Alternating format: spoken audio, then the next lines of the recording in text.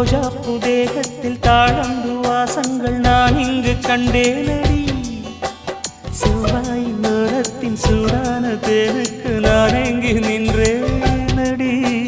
தொட்டாலும் தாழாமல் விட்டாலும் போகாமல் தள்ளாடும் நெஞ்சம் இனி. முத்தங்கள் எல்லாம் முத்துக்கள் என்றாக நான் தோற்பின் முத்துமணி.